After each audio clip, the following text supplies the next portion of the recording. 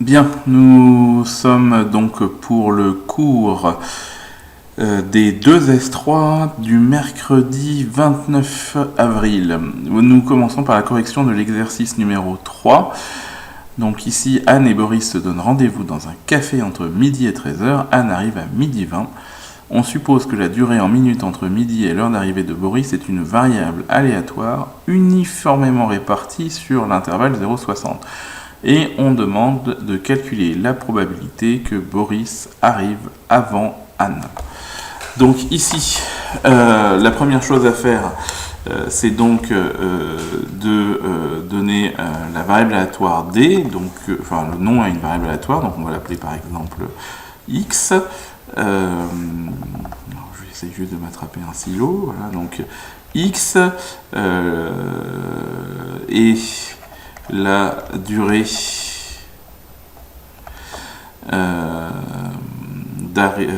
entre midi et l'heure d'arrivée de Boris, et la durée entre midi et l'heure d'arrivée de Boris.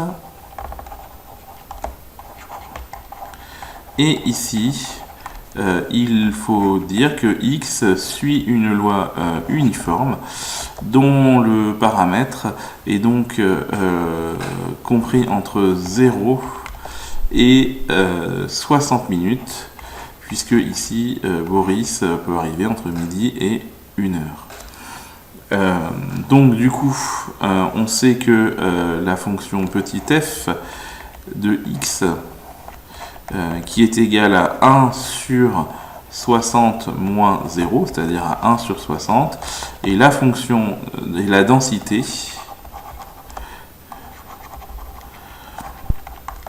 de cette variable aléatoire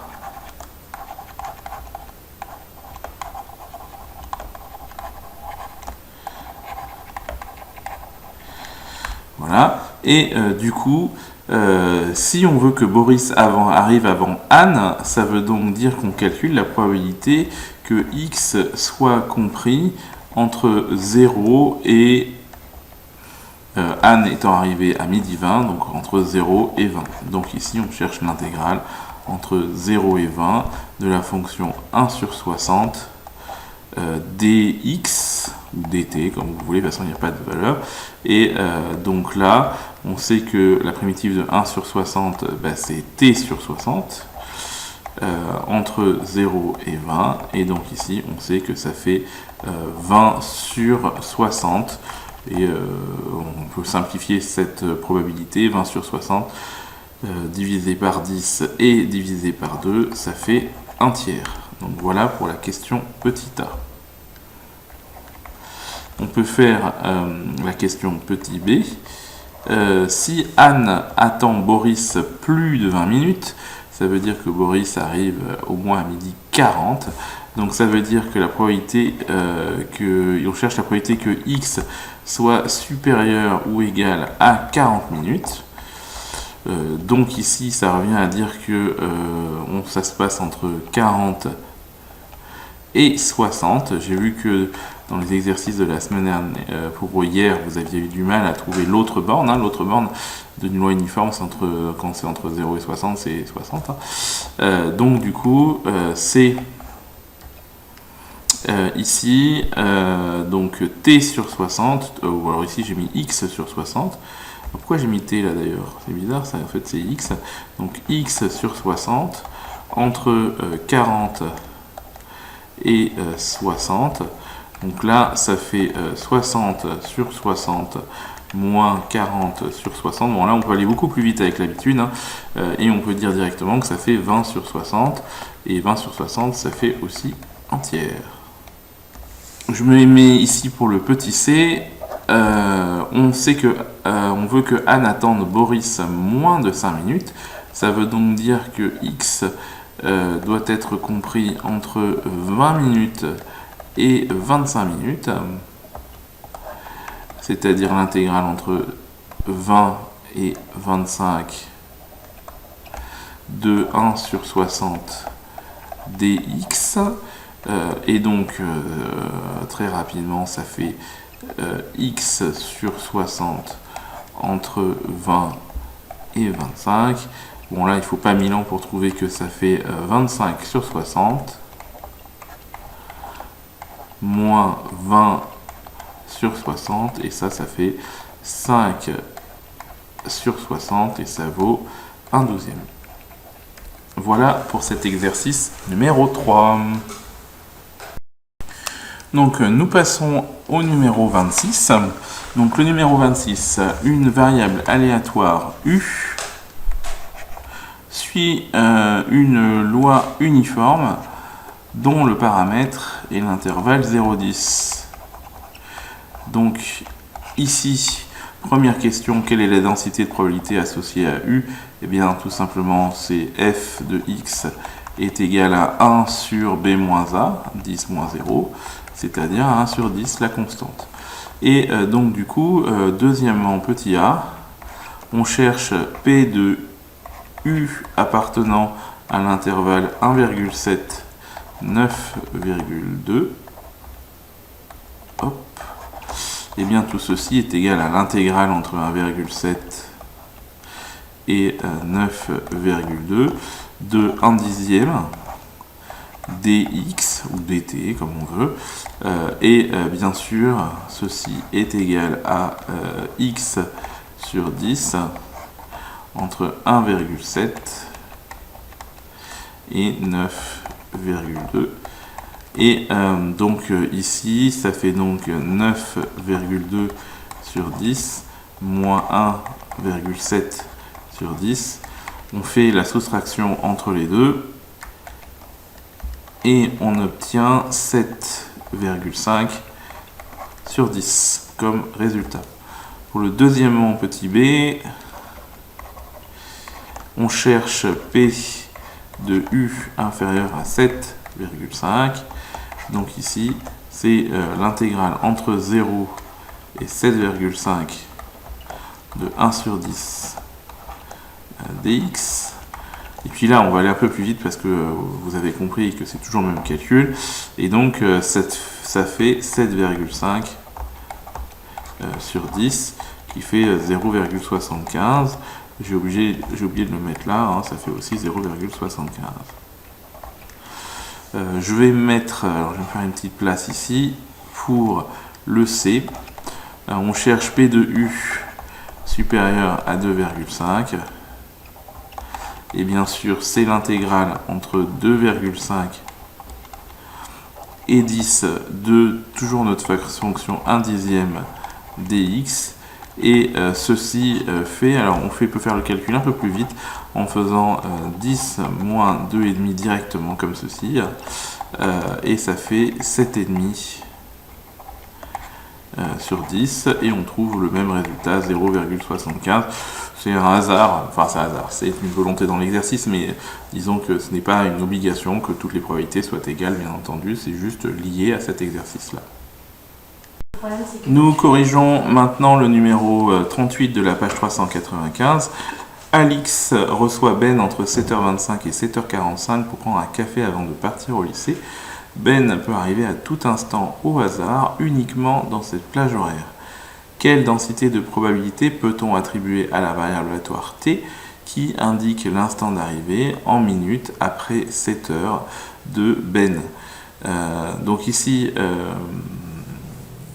ce qui se passe, c'est que donc Ben va arriver à tout instant. Alors attendez, on va faire un axe, ça sera plus simple. Donc ici, hop, on a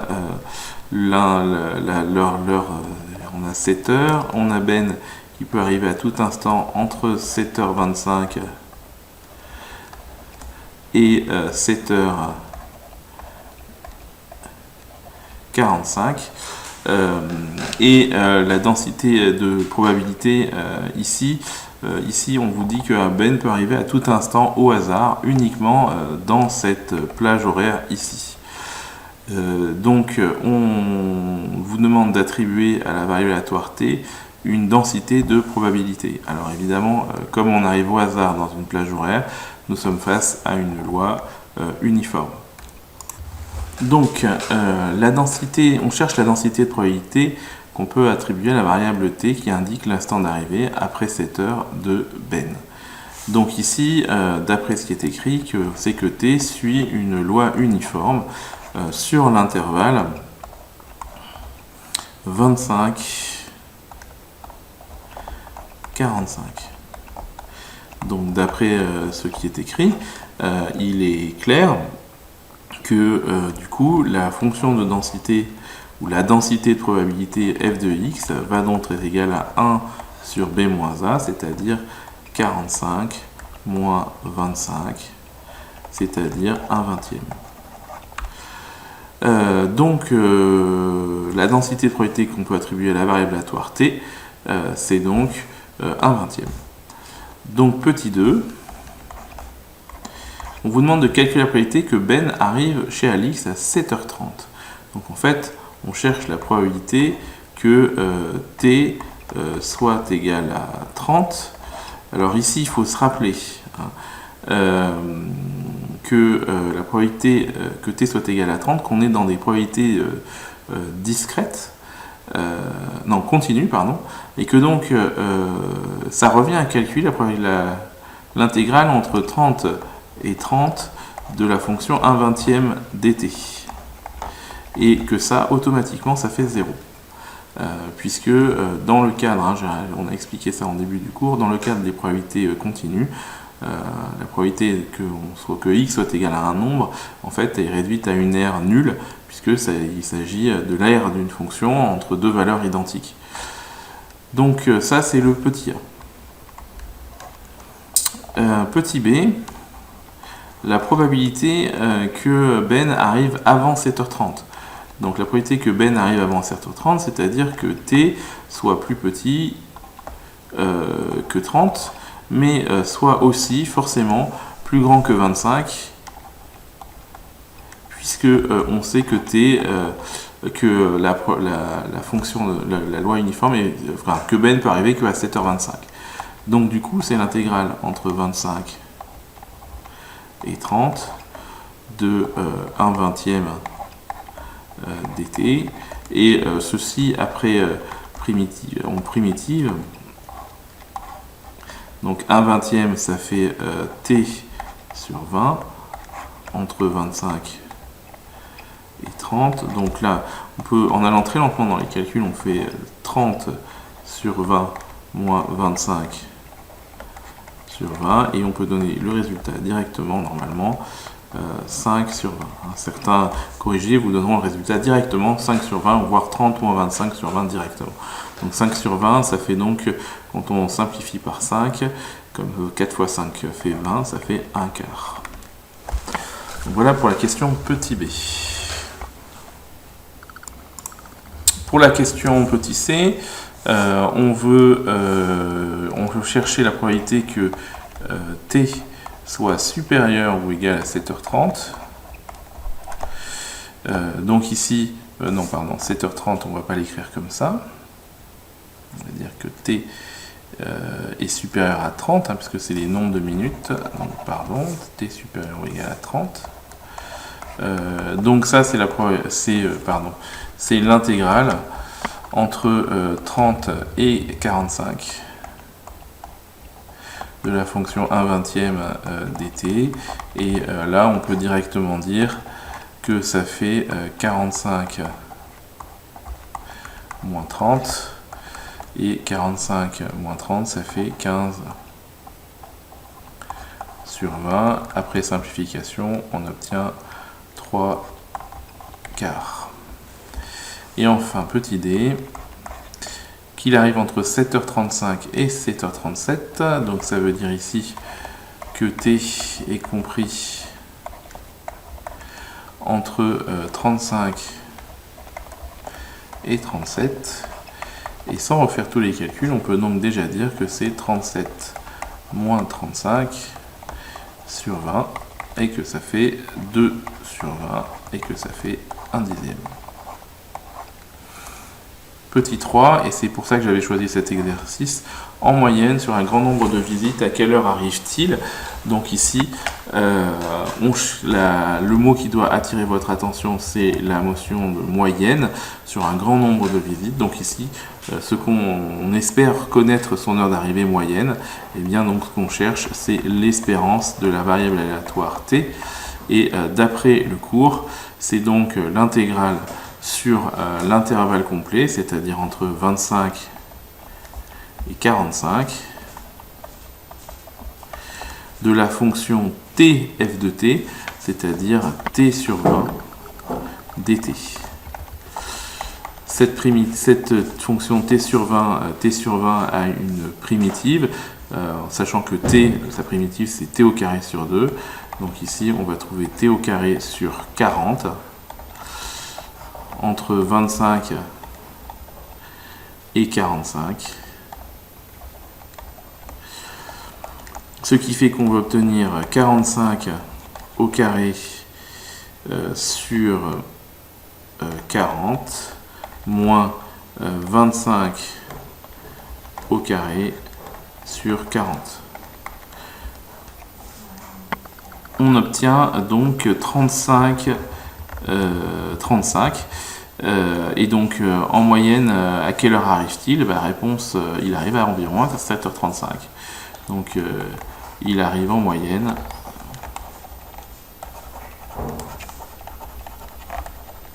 à 7h35. Nous revenons au cours. Dans le grand 3, deuxième loi que vous devez connaître, c'est la loi exponentielle. Donc cette loi exponentielle est relativement utilisée fréquemment, puisqu'elle permet de décrire des phénomènes de décomposition, de tremblement de terre, de désintégration d'un noyau radioactif, donc beaucoup de choses qui concernent l'électronique aussi. Donc elle est vraiment très très utilisée, très présente.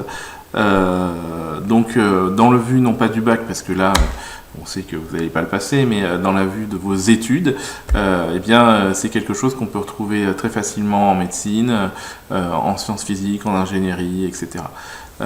Donc la loi exponentielle est vraiment fondamentale de ce point de vue-là. Donc ici, on définit un réel lambda qui sera strictement positif, ça c'est le premier point important, hein, le paramètre de la loi exponentielle est strictement positif, il vaut lambda, et on définit une loi exponentielle de paramètre lambda, c'est la loi qui aura pour densité de probabilité la fonction f qui sera définie sur 0 plus l'infini par f de x égale lambda exponentielle moins lambda x. Donc cette fonction f de x, lambda exponentielle moins lambda x, c'est celle qu'il faut retenir puisque c'est la fonction, la densité de la probabilité. Donc ici, dans les exercices ou dans les situations que l'on rencontre, en fait, lambda est connu de façon souvent expérimentale, et donc on dit que tel ou tel phénomène suit une loi de paramètre lambda. Lambda étant un nombre positif qu'on détermine de diverses méthodes, et ensuite on l'utilise. Voilà. Donc j'ai tracé en bas de la courbe, enfin en bas du tableau, cette fonction exponentielle, cette fonction de densité.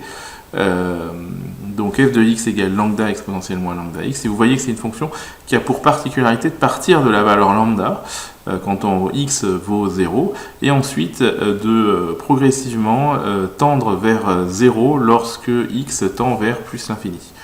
Voilà, donc c'est un peu cette notion de décomposition, mais pas uniforme, hein, c'est-à-dire qu'il y a d'abord une décomposition très rapide, et puis après de plus en plus lentement au fur et à mesure que le phénomène s'étend dans le temps. Donc voilà, la première chose qu'on va faire, c'est de vérifier que la fonction f de x égale lambda exponentielle moins lambda x, c'est bien une fonction de densité. Parce que c'est pas tout de le dire, mais il faut le vérifier. Donc je rappelle qu'est-ce qu'il faut faire. Il faut donc démontrer que la fonction est continue. Bon là c'est facile parce que c'est une fonction exponentielle. Qu'elle est positive, là aussi c'est facile parce que c'est lambda qui est positif fois une exponentielle qui est positive. Et que l'intégrale sur son ensemble de définitions, sur 0 plus l'infini, vaut bien 1. Et ça, c'est ce qu'on va faire maintenant. Donc ici, il faut calculer l'intégrale entre 0 et plus l'infini de lambda exponentielle moins dans lambda x dx, et l'objectif c'est de trouver 1, donc là vous voyez que c'est fait en bas. Donc on calcule la primitive de de lambda exponentielle moins lambda x. Donc ici, très rapidement, on pose u égale moins lambda x, u' du coup vaut moins lambda, donc du coup la fonction f est de la forme moins u' exponentielle u. Et comme la fonction f est de la forme moins u' exponentielle u, du coup la primitive est de la forme moins exponentielle u, ce qui fait que la primitive c'est donc moins exponentielle moins lambda x. Donc pour calculer l'intégrale entre 0 et plus l'infini de lambda exponentielle moins lambda x dx, c'est donc la primitive de moins exponentielle moins lambda x entre 0 et plus l'infini. Alors ceux qui s'offusqueront de voir un plus l'infini ici à la place d'un nombre doivent donc se dire que ceci c'est la limite quand x tend vers plus l'infini de la primitive, donc de moins exponentielle moins lambda x, moins, entre parenthèses, la valeur de la fonction exponentielle moins lambda x en 0. Ce qui fait que lorsque x tend vers plus l'infini, moins lambda x tend vers moins l'infini, et l'exponentielle qui est ici tend vers 0. Ici, lorsque ça vaut, ici ça vaut exponentielle 0, et avec le jeu des signes, on obtient plus 1, et donc au final, on a bien l'intégrale entre 0 et plus l'infini de lambda exponentielle moins lambda x qui vaut 1. Et donc la fonction f est bien une densité de probabilité. Autre résultat maintenant que nous devons prouver, c'est que si x est une variable aléatoire qui suit une loi exponentielle de paramètre lambda, eh bien pour tout x de 0 plus l'infini, on a la probabilité que grand X soit inférieur à x et qui est égal à 1 moins exponentielle moins lambda x. Ça c'est une façon, cette formule va permettre de calculer plus rapidement si on n'a pas envie de recalculer l'intégrale. Ça c'est Lisa qui m'envoie un SMS pour la millième fois. Ici, la probabilité que grand X soit inférieur à X est donc l'intégrale entre 0 et X de la fonction de densité, c'est-à-dire lambda exponentielle moins lambda t dt.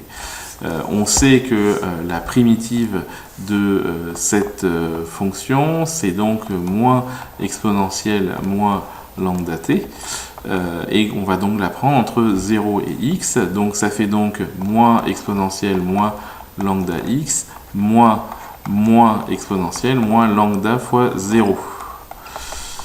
Ce qui fait qu'on obtient moins exponentielle moins lambda x, et puis là on obtient plus 1 et on trouve la formule 1 moins exponentielle moins lambda x. Donc on peut, si on le souhaite, utiliser cette formule directement, c'est-à-dire en passant directement de là au résultat ici, sans faire tous les calculs, ou si on préfère garder vraiment le sens des probabilités à la densité, refaire tout le calcul en se rappelant bien, parce que c'est une primitive qu'il faut connaître, que la primitive de lambda exponentielle moins lambda t, c'est moins exponentielle moins lambda t, primitive qu'on a déjà calculée, que je n'aurais pas recalculée, qu'on a déjà calculée dans la démonstration précédente.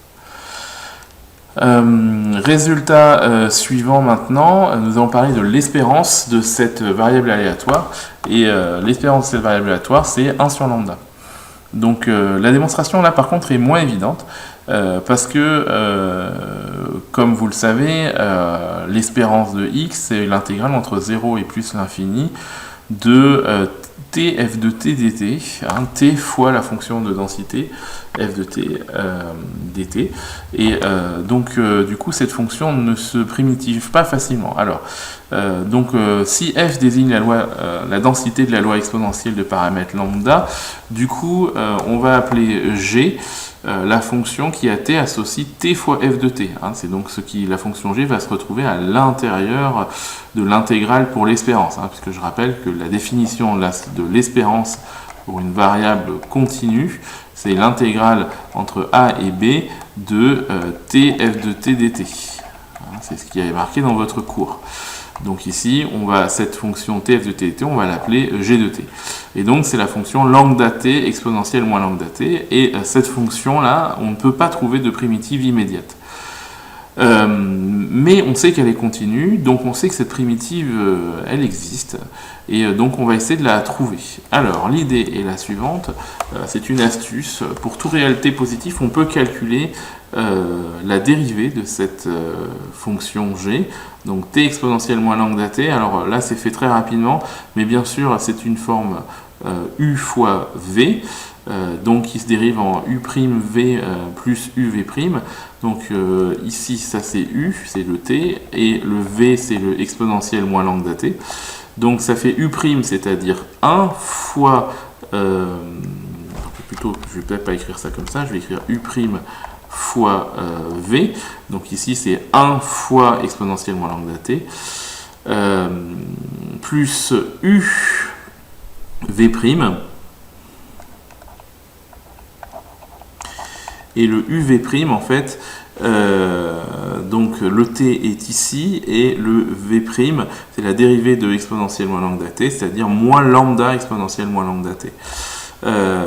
Et du coup, on peut isoler T lambda exponentielle moins lambda T, c'est-à-dire cette partie-là, dans ce calcul, et donc dire que T lambda exponentielle moins lambda T, c'est égal à exponentielle moins lambda T moins T exponentielle moins lambda T. Alors, prime, le tout prime. Donc ici, l'idée c'est donc de reconnaître ici bien sûr la fonction g, hein, et de dire que l'intégrale entre 0 et x de g de t dt, hein, qui bien sûr correspond à l'espérance de grand X, c'est donc l'intégrale de t lambda exponentielle moins lambda t, c'est-à-dire cette fonction-là. Et donc c'est l'intégrale de cette différence, et l'intégrale de cette différence, c'est donc l'intégrale entre 0 et x de exponentielle moins lambda t dt, et l'intégrale de moins, alors l'intégrale vient se mettre ici, t exponentielle moins lambda t dt. Ceci, pourquoi j'ai mis le t ici? Pas pourquoi. Donc le t, il est un peu plus haut. Là, voilà. Ceci, c'est une intégrale qui est facilement calculable, puisqu'on a déjà calculé un peu avant. Donc la primitive de exponentielle moins lambda t, on sait que c'est moins exponentielle moins lambda t sur, alors ici il y a un facteur correctif sur lambda, ici j'ai oublié un prime, oh là là, là j'ai oublié le prime, l'intégrale entre 0 et x de t exponentielle moins lambda t prime dt, c'est t exponentielle moins lambda t. Donc là j'espère que j'ai été clair, mais je ne crois pas. Du coup on calcule, ça fait donc moins 1 sur lambda exponentielle moins lambda x moins 1 sur lambda exponentielle moins lambda fois 0 moins, et ici on va obtenir x exponentielle moins lambda x moins, et donc là il y a une parenthèse, moins en 0, donc 0 fois quelque chose, donc on fiche parce que en fait ça va être égal à 0, donc fois 0 ici. Donc au final on obtient ici cette chose-là va faire 1 sur lambda, cette chose-là va faire moins exponentielle moins lambda x, le tout sur lambda. Là j'obtiens plus 1 sur lambda en réglant le cas des signes, et là j'obtiens moins x exponentielle moins lambda x. Et donc du coup l'espérance de x, c'est la limite quand x tend vers plus l'infini, puisque je rappelle que cette fonction est définie sur 0 plus l'infini. Donc c'est la limite de cette expression quand x tend vers l'infini. Donc quand x tend vers l'infini, ici c'est clair qu'on obtient exponentielle moins l'infini, ce qui fait 0 pour tout ce bloc-là. Ici on obtient 0 aussi, et du coup on obtient 1 sur lambda. Nous passons à la suite. Donc là le calcul un peu plus propre, avec des marqueurs de couleur pour suivre. Donc du coup, petite application directe, si on a une variable aléatoire qui suit une loi exponentielle de paramètre lambda égale 1, 0, 0,04, bien l'espérance c'est 1 sur 0,04 et 1 sur 0,04, ça fait 25.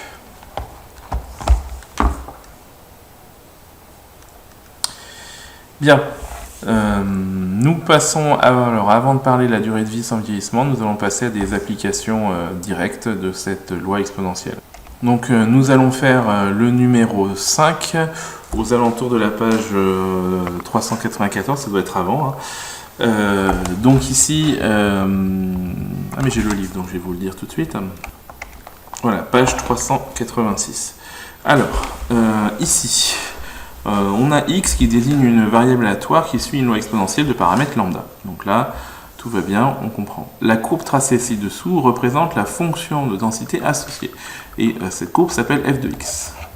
Donc ici, il est clair que la fonction f de x est une fonction de densité d'une loi exponentielle. Donc d'après ce qui est écrit, f de x est donc égal à lambda exponentielle moins lambda x. Donc, on doit répondre maintenant à la première question, le premièrement petit a. Quelle est la valeur de lambda? Alors, quelle est la valeur de lambda? Où peut-on lire lambda? Alors, je ne sais pas si vous vous rappelez le cours, je vous le remontre. Donc, le cours est ici. Et on a vu que lambda se lit au niveau de x égale 0, puisque f de 0 égale lambda. Donc, ici, lambda va se lire sur notre dessin.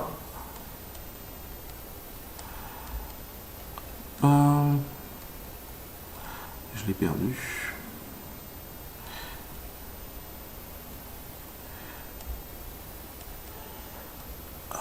C'est pas celui-là que je veux. Voilà.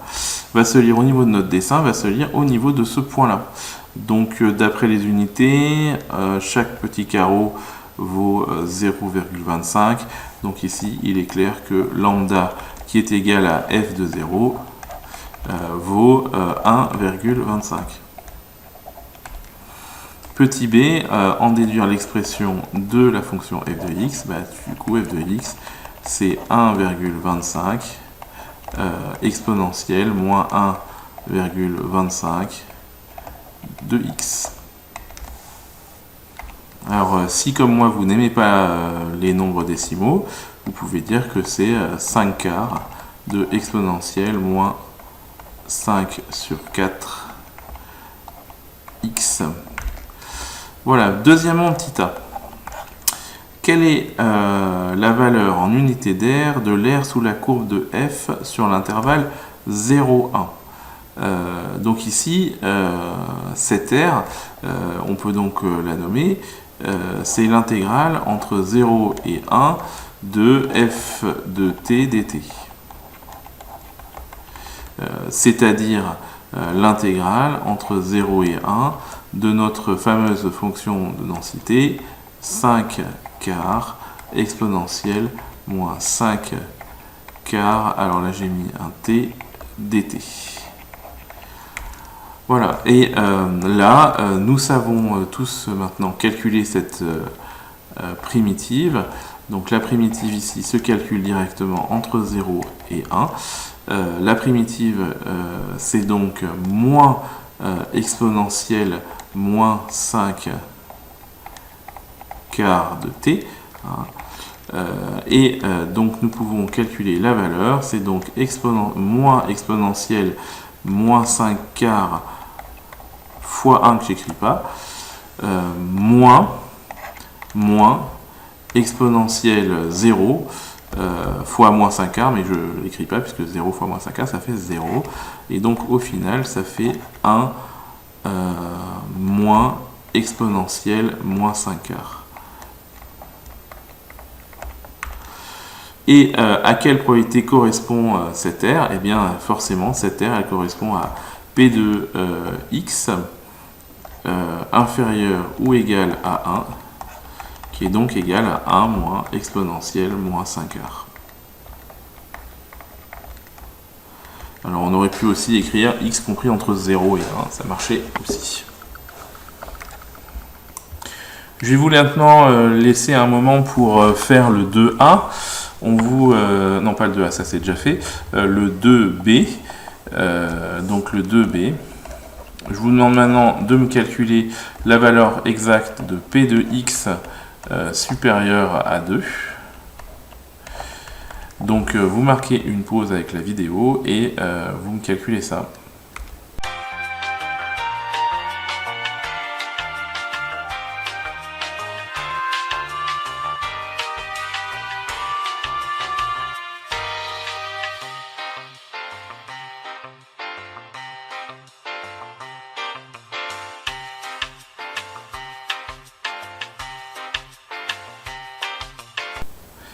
Donc vous avez dû faire l'exercice et donc normalement vous avez écrit que c'est l'intégrale entre 2 et plus l'infini de la fonction de densité, c'est-à-dire, je me rappelle plus ce que c'est déjà, c'est 5 quarts exponentielle moins 5 quarts de t dt. Ça, vous savez que cette primitive entre 0 et plus l'infini, c'est donc moins exponentielle moins 5 quarts de t. Et vous savez que ceci va se calculer. Alors ici, attention, on ne met pas plus l'infini dans le calcul, on met limite quand t tend vers plus l'infini de moins exponentielle moins 5 quarts de t, moins, et la valeur en 0, moins exponentielle moins 5 quarts fois 0. Ce qui fait qu'on obtient, alors, lorsque t tend vers plus l'infini, moins 5 quarts de t tend vers moins l'infini, donc ceci va valoir 0. Et ceci va valoir 1, ce qui est fort étrange, parce que je me suis trompé. Ah, c'est pas 0, c'est 2, ici. Donc du coup, ici, hop, on change. Donc ça vaut toujours 0 là, et là, ça fait plus exponentielle moins 5 quarts fois 2, ça fait moins 5 demi. À quelle probabilité interpréter graphiquement cette probabilité? Donc c'est l'aire verte, puisque c'est l'aire qui est compris entre 2 et plus l'infini. Donc égal à exponentielle moins 5 sur 2. On doit déduire maintenant des calculs précédents la probabilité que P de x soit compris entre 1 et 2.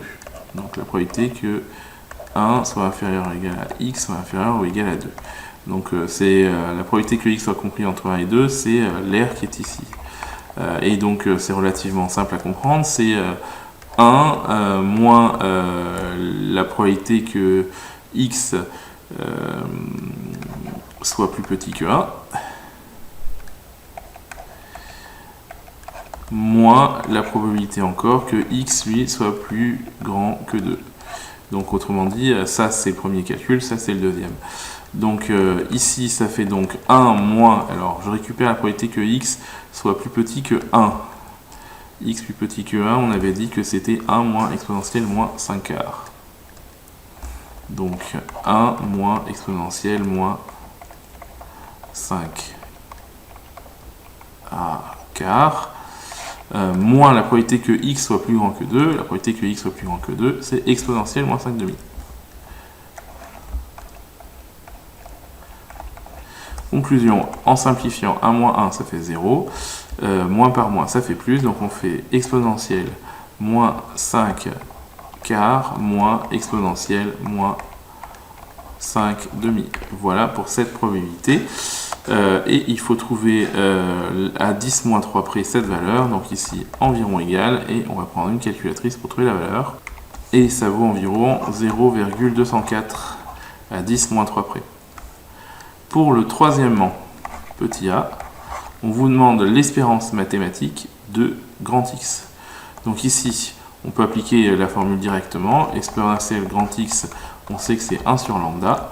Et on sait ici que lambda, c'était 5 quarts. Donc 1 sur lambda, c'est 1 sur 5 quarts. Et donc,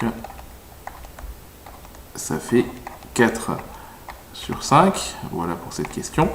Et petit b, déduisez-en sans calcul la limite quand t vers l'infini de l'intégrale entre 0 et t de lambda x exponentielle moins lambda x dx. Bah ça c'est tout simplement ceci là, cette expression là, je n'ai pas envie de la recopier, donc ici je vais écrire que tout simplement que c'est exactement l'expression de l'espérance et que ça vaut donc 4/5. Alors nous allons maintenant retourner dans le cours pour le troisièmement, c'est la notion de durée de vie sans vieillissement qui est propre à la loi exponentielle.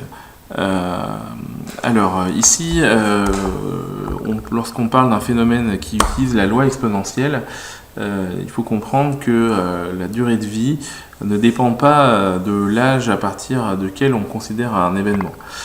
Donc c'est un phénomène très particulier qui est propre à la loi exponentielle. Donc ici, ce qu'il faut comprendre, c'est déjà ce que dit cette formule.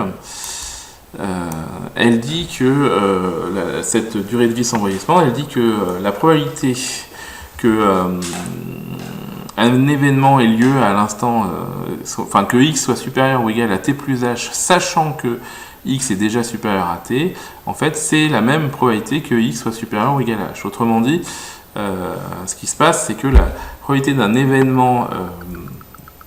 qu'un événement survienne à t plus h, sachant qu'il a commencé à t, c'est la même chose qu'un événement qui commence, la même probabilité qu'un événement qui survient au bout de h. Donc ici, le point de départ, en fait, ça veut dire que le point de départ petit t ne compte pas. Donc ça sera peut-être plus clair dans les exercices. Alors déjà, on va la démontrer, cette formule. Donc ici, on a donc clairement une probabilité conditionnelle. C'est la probabilité que x est soit supérieur ou égal à t plus h, sachant que x est déjà supérieur ou égal à t. Donc ça, c'est l'événement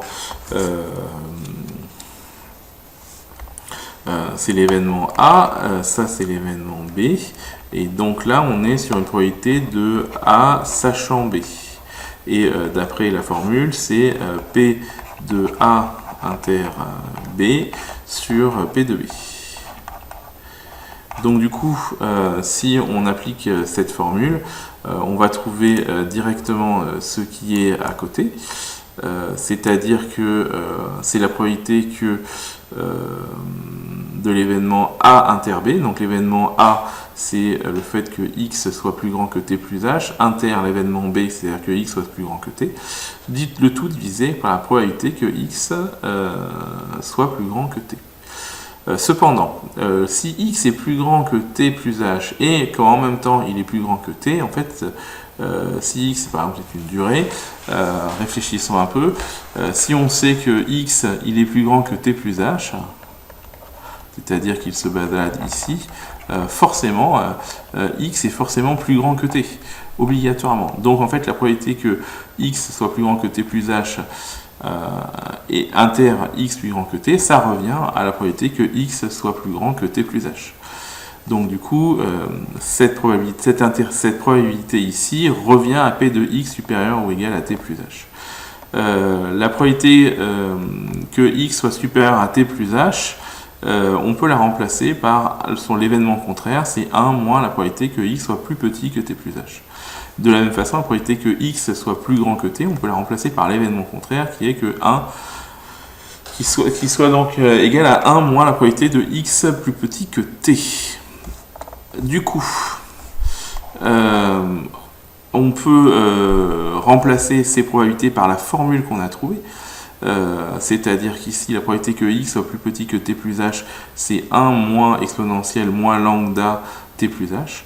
Et la probabilité que x soit plus petit que t, formule du cours de tout à l'heure, c'est 1 moins exponentielle moins lambda t. Donc en développant ici les parenthèses, on trouve exponentielle moins lambda t plus h, et ici on trouve exponentielle moins lambda t au dénominateur.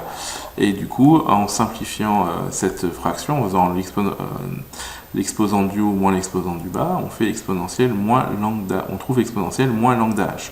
Et l'exponentielle moins lambda h, en bidouillant un peu, on peut arriver à prouver que c'est 1 moins exponentielle.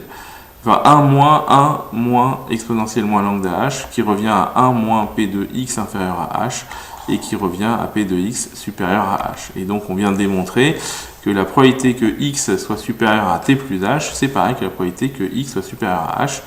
Et donc ça montre bien qu'on est que ce qui compte pas, c'est pas le point de départ, hein, c'est pas le moment où l'événement commence, mais c'est uniquement la durée de l'événement. Et donc ce phénomène est assez fréquent. Hein. Ce qui compte, c'est le moment, par exemple, quand vous êtes sur une machine qui subit un stress, eh bien, c'est pas le moment où elle a fonctionné avant qui compte, c'est à partir du moment où elle a un stress, là, on peut dire qu'on peut quantifier la probabilité de l'événement d'un incident. Et donc, peu importe si la machine a un stress dès le début du fonctionnement ou si c'est après plusieurs heures de fonctionnement. Du coup, on va utiliser cette notion-là dans les exercices. Donc voilà, on a un composant électronique d'une carte d'anniversaire musicale. Donc il y a une petite carte qu'on ouvre et qui commence à chanter. Et on sait que cette carte, la durée de vie de ce composant suit une loi exponentielle de paramètre lambda égale 0,0035. On sait que le composant a déjà fonctionné plus de 200 heures et on demande de calculer la probabilité qu'il tombe en panne avant 300 heures. Donc ici, l'idée, c'est qu'on veut donc calculer la probabilité que x soit inférieur ou égal à 300, sachant que x est supérieur ou égal à 200. Donc je vous rappelle la durée de vie sans la loi de durée de vie sans ces vieillissements, c'est la probabilité que x soit supérieur à t plus h, sachant que x était supérieur à t, qui doit être égal à la probabilité que x soit supérieur à h, qu'on peut calculer assez facilement. Donc, reprenons. Nous voulons calculer la probabilité que x soit inférieur ou égal à 300, sachant que x est déjà supérieur à 200, puisque notre petit composant, il a déjà fonctionné plus de 200 heures, et on veut calculer la probabilité qu'il tombe en panne avant 300 heures. Donc là, l'idée, c'est d'essayer de se ramener à cette formule-là. Donc ici, il faut faire apparaître P de x supérieur ou égal à t plus h. Donc ici, il est important de passer par l'événement contraire. Donc c'est 1 moins P de x supérieur à 300. Alors, on peut mettre supérieur ou égal ou supérieur simple, ça revient strictement au même. Sachant que x est supérieur à 200.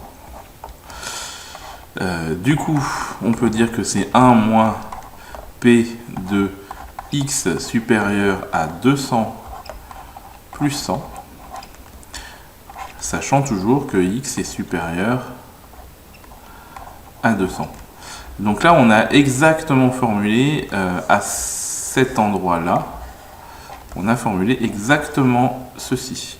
Donc petit t vaut 200, petit h vaut 100. Et donc, d'après le théorème du cours, on peut donc dire que c'est égal, alors je vais plutôt me mettre là, égal à 1 moins probabilité que x soit supérieur ou égal à 100. Alors, du coup, le fait que la probabilité que x soit supérieur ou égal à 100, c'est égal à 1, c'est égal à, alors on passe, ça c'est l'événement contraire, parce que c'est 1 moins p, donc ça fait p de x inférieur ou égal à 100. Et d'après le cours, la probabilité que x soit inférieur ou égal à 100, eh bien c'est 1 moins exponentielle moins lambda x, c'est-à-dire lambda c'est 0,0035 fois 100. Et au final, ça fait environ 0,3. Voilà le niveau de ce calcul, comment utiliser une durée de vie sans vieillissement. Je vous propose pour demain de faire un exercice Il s'agit du numéro 4, page 386. Donc, on vous donne la durée de vie exprimée en années d'un appareil qui est modélisé par une variable aléatoire qui suit une loi exponentielle de paramètres lambda égale 0,07. La probabilité à 10-2 près que l'appareil ait une durée de vie supérieure à 10 ans est égale à 0,5. Donc ici, il faut évidemment arriver à calculer ça. Donc il s'agit de démontrer que il s'agit de calculer P de X supérieur ou égal à 10 ans. Et de voir combien ça fait. Donc évidemment vous utilisez le cours avec ça. Ici, sachant que l'appareil a fonctionné 10 ans, la probabilité à 10-2 qu'il fonctionne encore 5 ans est-elle égale à 0,75. C'est un vrai ou faux. Donc ici, ce qu'on veut calculer, c'est la probabilité, sachant que x est déjà supérieur à 10 ans, la probabilité qu'il fonctionne encore pendant 5 ans. Donc s'il fonctionne pendant 5 ans, ça veut dire que x sera supérieur à 15 ans.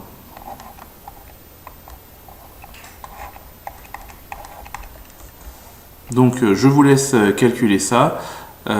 Essayez soit de vous ramener aux formules, soit de calculer les intégrales, on peut faire les deux. Évidemment c'est plus facile de calculer avec des formules. Mais bien sûr, n'oubliez pas qu'au niveau des formules, c'est la probabilité que x soit inférieur à un nombre que vous avez. Donc attention à ne pas vous tromper. Je vous propose ensuite de faire le 6. Donc ici, il s'agit toujours de la durée de vie t exprimée en jours, cette fois-ci d'un composant. C'est une variable aléatoire qui suit une loi exponentielle de paramètre lambda égale 0,005. Et une année sera assimilée à 365 jours, on oublie le 1 quart. Et on vous demande de calculer à 10-3 près la probabilité de chacun des événements suivants. Donc ici, la durée de vie dépasse 300 jours, ça veut dire que vous allez devoir calculer la probabilité que t soit supérieur ou égal à 300 jours. Donc combien ça vaut? La durée de vie d'au plus une année, alors attention ici le vocabulaire est un peu tendancieux, si c'est au plus une année, ça veut dire qu'au bout d'une année ça craque, donc ça veut dire qu'on veut que la probabilité que t soit inférieur ou égal à 365. Et enfin, pour la troisième fois, on veut que la probabilité de la vie soit comprise entre 1 an et 2 ans, c'est-à-dire qu'on cherche le fait que t soit compris entre 365 et le double de 365 qui fait 5 et 5, 10, je retiens, 6 et 1, 6, 12 et 1, 13, je retiens 1, 3 et 3, 6 et 1, 7, donc 730 jours. Enfin, pour la question 2, la demi-vie de la loi et la durée notée t1,5, telle que p de t1,5 est égal à p de t supérieur à 1,5, on doit justifier que t de 1,5 vérifie p de t1,5 égale 0,5, donc là vous vous débrouillez, et vous devez calculer la valeur de t1,5. Donc si p de t inférieur ou égal à 1,5 est égal à 0,5, il s'agit de trouver petit t. Il va falloir trouver le lien entre ça et ça. Débrouillez-vous, vous allez trouver, c'est très simple. Enfin, dernier exercice, le numéro 7. On modélise le temps d'attente en minutes entre deux clients à un guichet par une variable aléatoire x qui suit une loi exponentielle de paramètres lambda. D'ailleurs, je ne l'ai pas dit, mais du coup, ça s'écrit x suit une loi exponentielle de paramètres lambda. Une étude statistique a permis d'établir que le temps moyen d'attente est de 5 minutes. Alors le temps moyen, ça doit vous faire penser à quelque chose.